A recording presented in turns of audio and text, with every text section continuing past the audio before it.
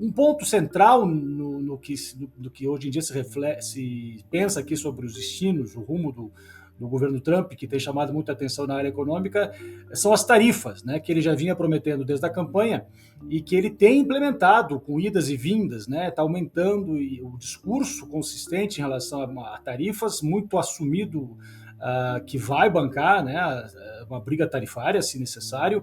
Muitos eleitores, sejam eles eleitores, pessoas comuns, como grandes atores econômicos, né, chefes de grandes empresas, sempre tentavam contemporizar um pouco com grandes pronunciamentos agressivos, inclusive tarifários do Trump, dizendo, mas ele não vai fazer isso, não vai fazer isso, né? Ele só ameaça, mas no fundo não vai fazer, não vai manter isso. É só uma articulação, uma estratégia de campanha.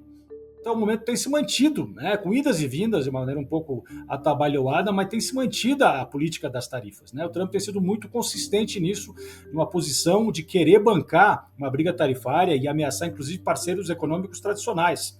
Né, Europa, o México, o Canadá, o Brasil está sendo afetado por isso. Né, a Bolsa caiu nos últimos tempos aí entre 10% e 15%, ou seja, nos últimos 2 meses, que é uma queda bastante importante.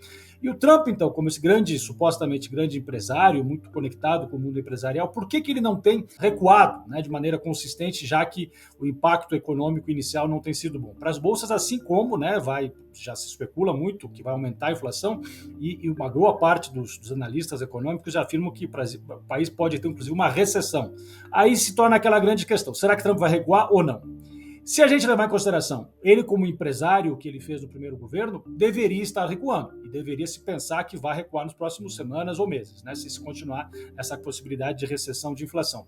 Mas aí é que pensar o seguinte: segundo o governo Trump, é um governo muito mais ideológico nas suas posições, né, nas suas posições, sejam de confrontar a ordem multilateral, a ordem econômica, política, diplomática, assim como no sentido de querer de fato redesenhar a economia norte-americana e o papel e a forma como os Estados Unidos se movem dentro da economia global.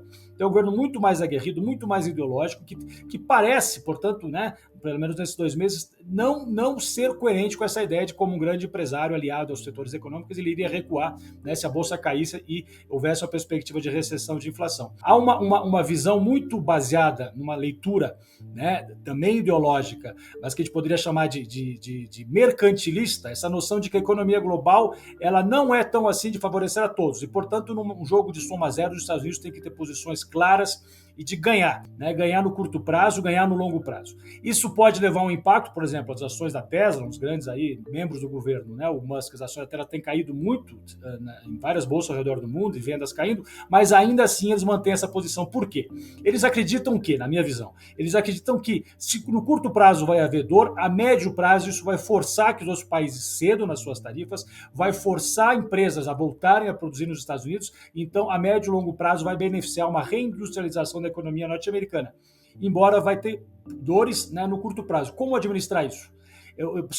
Se acredita que os Estados Unidos, tendo são importantes na economia do mundo, vai poder bancar mais que os outros. Claro, a grande dúvida aí é se a China, como é que a China vai, que é hoje em dia a grande, né, país da manufatura mundial, vai reagir a isso. De novo, é uma aposta de que a maioria dos outros países, os Estados Unidos vão ganhar nessa disputa e que, portanto, eles podem enfrentar essas dores no curto prazo para, a médio prazo, se revelar um processo de reconstrução da sua indústria e de reorganizar a economia global, muito favorecendo somente os Estados Unidos. É uma aposta arriscada, é uma aposta que aí vai ter que, de fato, né, ser consistente no médio prazo e, claro, o impacto não vai ser muito positivo, né, para o tarifário e para a economia, para uma recessão possível, tanto nos Estados Unidos quanto na economia global.